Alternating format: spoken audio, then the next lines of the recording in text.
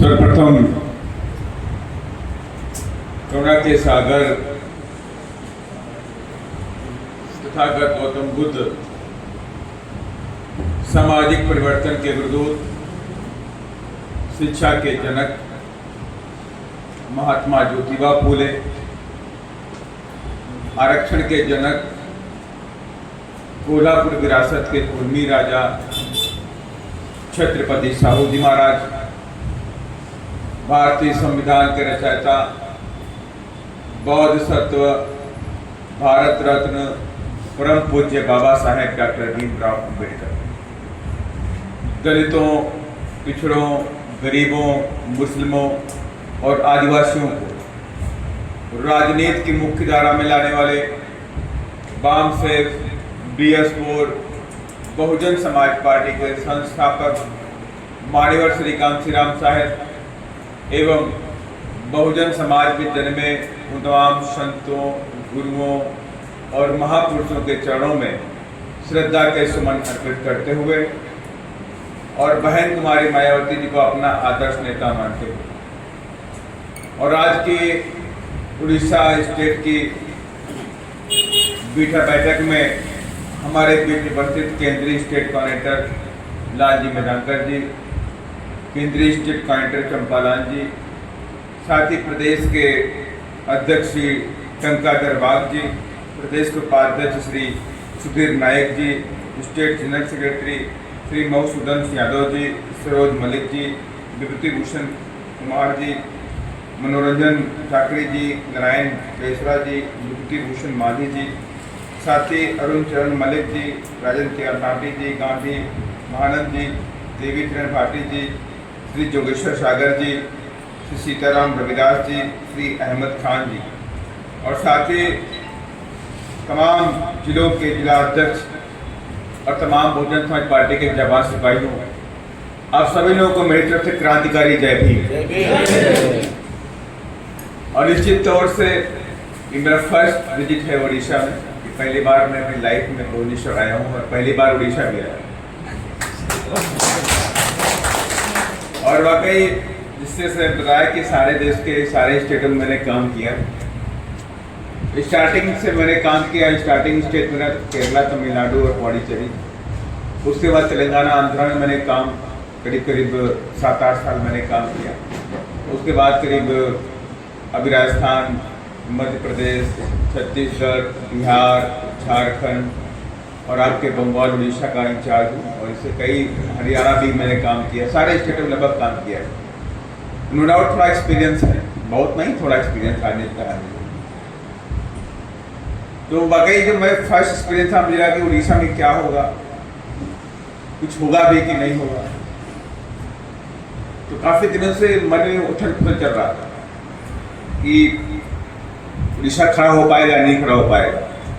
लेकिन जब मैं आज फर्स्ट टाइम जब मैं एयरपोर्ट से बाहर निकला और जो आपके अंदर जो जुनून और जज्बा, जो उत्साह, जोश देखने को मिला, तो 100% में श्योर हो गया कि उड़ीसा हम खड़ा कर सकते हैं। उड़ीसा में दम है और इसी तौर से जो मेरे पास जो भी आंकड़े हैं, तो उन आंकड़ों के हिसाब से मैं श्योर हूँ कि इससे पहले जो भी लोग काम किए, जिनका जो एफर्ट था, मैं उस पर कोई क्वेश्चन मार्क नहीं करता कि उन्होंने क्या किया क्या नहीं किया, मैं उस पर जाना भी नहीं चाहता। दिस इज माई रिस्पॉन्सिबिलिटी और मेरी टीम की रिस्पॉन्सिबिलिटी है, मेधांकर जी की रिस्पॉन्सिबिलिटी, चंपालाल जी की रिस्पॉन्सिबिलिटी है कि आने वाले डेज के अंदर BSP को नंबर 1 पार्टी कैसे बनाना है। और इत्तेफाक देखिए, आज BSP के मैं आया और उधर राजीव गांधी का बेटा राहुल गांधी भी है, दोनों पार्टी के लोग आए नहीं आए।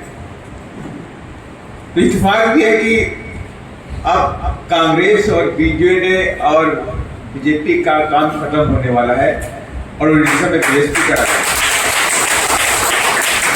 बहुत लंबे अरसे तक कांग्रेस ने भी राज किया, BJP ने भी राज किया, लेकिन इन लोगों ने कभी भी इस प्रदेश के अंदर आदिवासियों के लिए, दलितों के लिए, पिछड़े वर्ग के लिए काम नहीं किया।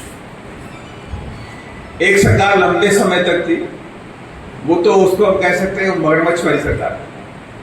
पड़ी है तो पड़ी, काम ही नहीं करना, उतने में ही काम चल रहा उसका। उसको हटा करके बीजेपी आ गई, और बीजेपी का आने का मतलब है पूरी तरह से उड़ीसा को बर्बाद करना। यहाँ के जल, जंगल, जमीन, मिनरल्स सब खत्म कर देना। बड़े बड़े बिजनेसमैन आएंगे, आदिवासी के ट्राइबल्स की जमीन जहाँ पे माइनर्स है, जंगलों को कब्जा करेंगे, वहाँ पर माइंस निकालेंगे, सब कुछ तबाह करने का प्लान करेंगे। जस्ट लाइक छत्तीसगढ़ में आप देख लीजिए किस तरह से एक ट्राइबल मुख्यमंत्री को बैठाया, चीफ मिनिस्टर को बैठाया, और कंटिन्यूअस वहाँ पर ट्राइबल्स के साथ में कितना एट्रोसिटी हो रहा है। आए दिन उनका मर्डर होता है नक्सलाइट के नाम पर, रात में आके गोलियां बरसाई जाती हैं। 13 साल के बच्चे, 14 साल के बच्चे गोली से मार दिया जाता है, लेकिन वहाँ के मुख्यमंत्री कुछ नहीं बोलते, जबकि वो ट्राइबल है, उनके दर्द होना चाहिए, लेकिन बोल नहीं सकते। दर्द है उनके अंदर, ऐसा नहीं दर्द नहीं उनके अंदर। बीइंग ए ट्राइबल उनको दर्द है, फील होता है, but can he can not speak anything, बोलने की ताकत नहीं। वो कुर्सी पर इस टाइम की तरह बैठे हो गए कि दिल्ली से ऑर्डर आएगा वो काम करेंगे, दिल्ली से ऑर्डर आएगा तो उतना बोलेंगे, दिल्ली से ऑर्डर आएगा तो नहीं बोलेंगे। तो सेम इधर भी है, यहाँ की भी मुख्यमंत्री वैसे ही सेम मुख्यमंत्री ट्राइबल है, लेकिन चलती नहीं उनकी। ऑर्डर दिल्ली से आए, किसको कॉन्ट्रैक्ट देना है, किसको कॉन्ट्रैक्ट नहीं देना है। इवन अभी आपने देखा कि देश के अंदर 106 लोगों को ओवरसीज एजुकेशन के लिए SC/ST लोगों को सिलेक्शन हुआ, और उसमें गवर्नमेंट ने कहा मेरे पास पैसा ही नहीं।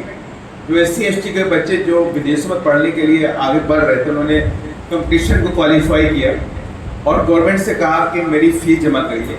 This is a government law. ऐसा नहीं था कि कोई भीख मांग रहा, कॉन्स्टिट्यूशनल लॉ है। सोशल जस्टिस में उन्हें डिपार्टमेंट में मांगा तो गवर्नमेंट ने लिख के बोल दिया मेरे पास तो पैसा ही नहीं। गवर्नमेंट कह रही मेरे पास पैसा नहीं, मैंने SC/ST के बच्चे पढ़ना चाहते हैं तो पैसा नहीं, स्कॉलरशिप देना है तो पैसा नहीं, स्कॉलरशिप बैन कर दिया, खत्म कर दिया गया। 0 फीस पर एडमिशन हो रही थी, खत्म कर दिया गया। अभी आपने देखा कि उत्तर प्रदेश में 27,000 स्कूल को बंद कर दिया गया। उससे पहले छत्तीसगढ़ में 5,000 स्कूलों को बंद किया गया। उससे पहले हरियाणा में 11,000 स्कूल बंद किए गए, सारे गवर्नमेंट स्कूल बंद कर दिए गए। हरियाणा में 11,000, छत्तीसगढ़ में 5,000, और अब उत्तर प्रदेश में 27,000। माने कि बड़ी संख्या में गरीबों को इस देश में शिक्षा से वंचित करने का प्लान किया जाता है। डोंट वांट टू सी कि योर आपका जो चाइल्ड है वो पढ़ के आगे बढ़ जाए। वो नहीं चाहते वो नहीं चाहते कि पढ़ लिख के आगे बढ़े, कभी कमिश्नर बने, कभी डायरेक्टर बने, कभी IAS बने। नो डाउट सारे लोग नहीं बनते, मैं खुद मानता हूँ कि सारे SC/ST के लोग पढ़ लिख के सारे डायरेक्टर, सारे IAS नहीं बनते। लेकिन ये तो श्योर है कि 1 लाख बच्चा पढ़ेगा तो 1 लाख में कम से कम 10 लोग तो बन के जाएंगे। बनेगी नहीं बनेगी? अगर आप 10 लाख लोगों को पढ़ने से रोक देंगे तो माने कि आपके 10 बच्चे भी साथ पढ़ के कलेक्टर नहीं बन पाए, IAS नहीं बन पाए, उनका विकास नहीं हो सकता। ये प्लानिंग में बीजेपी का नए नए नियम बना के लाती है कि कैसे आपके एजुकेशन को रोका जाए, कैसे आपके रिजर्वेशन को खत्म किया जाए। रिजर्वेशन पे हमला कर दिया, UPSC में रिजर्वेशन पे हमला हुआ, लेटरल एंट्री के जरिए उन्होंने एंट्री शुरू कर दी। अपने लोगों के, अपने पॉकेट के लोगों को लेटरल एंट्री के जरिए उनको IAS बना के बैठा दिया, सेक्रेटरी बना के पार्लियामेंट में बैठा दिया, सेक्रेटरी बना के PMO में बैठा दिया, अलग अलग डिपार्टमेंट में, मिनिस्ट्रीज के अंदर सेक्रेटरी बना के अपने पॉकेट के पर्सन्स को लेटरल एंट्री के जरिए लाके बैठा दिया। और लेटरल एंट्री में एक भी व्यक्ति को रिजर्वेशन नहीं दिया गया, एक भी व्यक्ति को रिजर्वेशन नहीं दिया गया, अनकॉन्स्टिट्यूशनल कर दिया गया। उसके बाद भी देखिए पूरे देश के अंदर सेंट्रल गवर्नमेंट और स्टेट गवर्नमेंट कॉन्ट्रैक्ट बेसिस पे जॉब निकालती। पहले सारी जॉब कैसे आ रही थी? कॉन्स्टिट्यूशनल भर्ती होती थी, बाबू के निकले, प्यून के निकले, मिडिल क्लास ऑफिसर्स के निकले, तो उसका एक बाकायदा प्रोफार्मा होता था, उनकी क्वालिफिकेशन एलिजिबिलिटी होता था, टेस्ट होता था, रिटर्न होता था। उसके साथ में फिर उनमें रिजर्वेशन का सिस्टम भी था कि रिजर्वेशन है, इतने बच्चे को SC के बच्चे होने चाहिए, इतने ST के होने चाहिए, इतने OBC